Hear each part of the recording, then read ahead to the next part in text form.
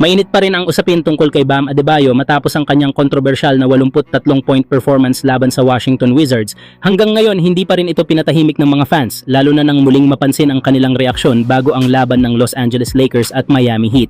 Sa warm-up pa lamang, kapansin-pansin na may dalawang fans sa courtside na nakasuot ng jersey ni Kobe Bryant at Wilt Chamberlain habang pinapanood si Adebayo. Para sa ilan, malinaw itong mensahe na mas kinikilala pa rin nila ang mga alamat na tunay na nakagawa ng matataas na scoring records. Matapos ang laro, nagsalita si Adebayo at inamin na hindi madali ang makapagtala ng higit 80 puntos sa isang laro. Ayon sa kanya, ang kanyang performance ay para sa mga taong nakasaksi at sumuporta. Kasunod nga ito ng 60-point game ni Luka Doncic sa panalo laban sa Miami na lalong nagbigay konteksto sa kahirapan ng ganitong mga record. Sa kabila ng mga puna, tila ipinapahiwatig ni Adebayo na hindi basta-basta ang kanyang nagawa at karapat-dapat itong kilalanin. Ikaw, ano ang opinyon mo dito? Legit ba ang 83-point game ni Adebayo o mas may bigat pa rin ang mga record ng mga alamat? Samantala Lakers, nagpaparamdam na sa West, Spurs at Thunder, kinakabahan na. Mainit ang takbo ng Los Angeles Lakers matapos nilang pataubin ang Miami Heat kanina na nagbigay sa kanila ng kahangahangang 8 sunod na panalo. Dahil dito, umakyat na sila sa ikatlong pwesto sa Western Conference, isang malinaw na babala sa iba pang contender teams. Sa gitna ng kanilang dominanting run, tila nasa MVP form si Luka Doncic matapos sumabog sa isang 60-point performance.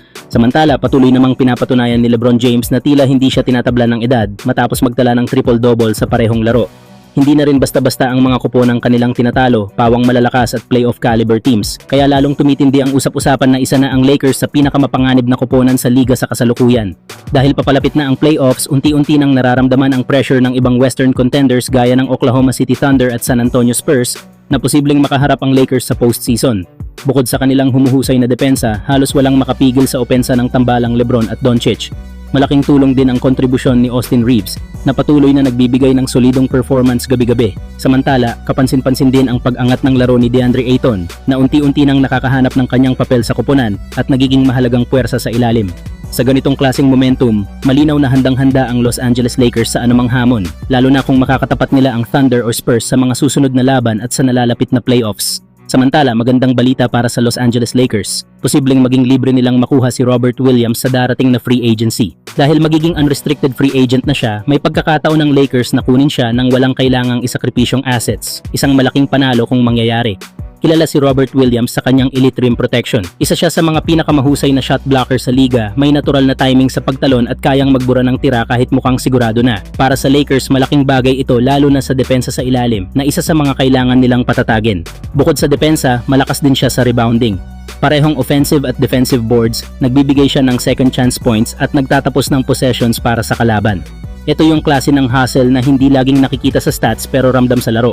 Sa opensa naman, hindi siya scorer na kailangan ng bola palagi at yan ang dahilan kung bakit bagay na bagay siya katambal ni Luka Doncic.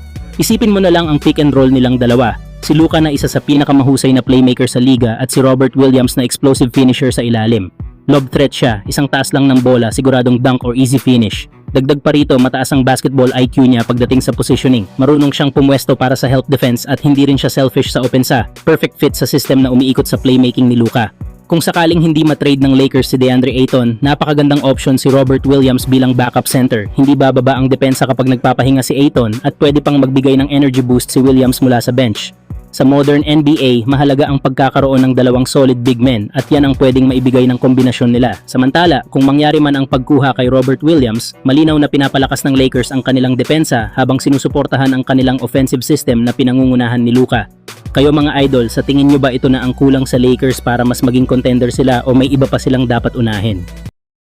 Good at this. This is what I was talking about, Kev, in the early part of this game. Finger roller. Okay, here we go. Yeah, he's got Naz Reid in that drop coverage. Naz Reid stunts at the ball. Dunk. And he should have been at the line, too. Oh, man.